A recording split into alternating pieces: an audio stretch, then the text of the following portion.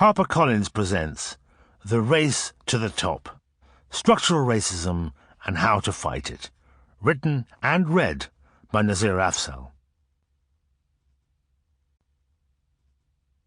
To our parents, who paved the way. Methodology. My approach to this book has been to reach out to senior leaders of colour in important sectors of British society to understand their experiences of racism, if any, while at or near the top of their professional journeys. I invited them to share the challenges they face and to articulate any thoughts they may have on why they experienced what they did and how it can be mitigated for future generations who might aspire to follow the same path. A large number were keen to talk about it on the record in the main, though some asked that parts of their commentary be anonymised. A not insignificant group of others would only speak to me on condition of full anonymity, and that no possible jigsaw identification would be possible.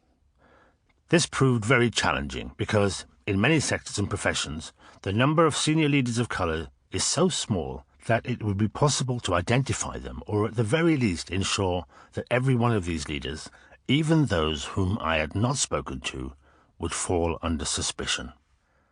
I routinely heard from these leaders that they believed their career profession would be further damaged if how they had been treated became known. The culture of fear that they consistently described was one I recognized, and that was palpable, not paranoid. People who did not know each other, who worked in different fields and different parts of the country, described the same fear. Others had already been forced to sign non-disclosure agreements as part of internal settlements of their grievances. They painted a picture of institutions that wanted silence from them in order to protect organizational reputation. Individuals subject to these agreements were the most fearful, because they not only expected their careers to be blighted, but for legal consequences to follow if they spoke publicly. I have reassured all contributors that their wishes will be respected. I will not be naming them and will guarantee anonymity to those who requested it. Finally, all readers will be aware that language is continually evolving when talking about race and ethnicity. The UK Civil Service has recently scrapped the BAME label when referring to different ethnic minority groups. But in order to give interviewees the freedom to express themselves, I have chosen not to enforce any one-size-fits-all categorization. So you will see different terminology throughout the book, reflecting the conversations we had with the individuals concerned. Nazir Afzal, OBE. Prologue. First they called me nigger, then they called me Packy. When Love Thy Neighbour was on TV in the 1970s, they called me Sambo.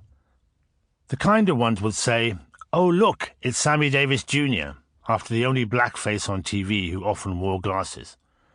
They said I smelt of curry or lived in an Indian restaurant. I never did.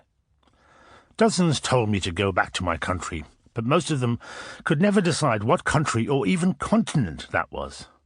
When I was a monkey, it was Africa. I didn't have an accent, not even a hint of Brummy Burr from the city where I was born, but they would mimic some accent they'd overheard in a shop or from TV and pretend that was how I spoke. Politely, I would repeat myself even though I knew I'd been understood, and they would mimic that accent again. I was good at running, but I had so much practice it shouldn't surprise you.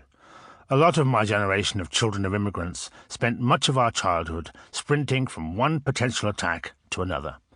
If a police officer saw you running away, they would stop you and suspect you of shoplifting or some other offence, rather than take to task the boys chasing you. There was no hiding place, no sanctuary, and no respite. Back then, my religion was a mystery to them, but imagine what they would have called me if Muslims were perceived as some are today.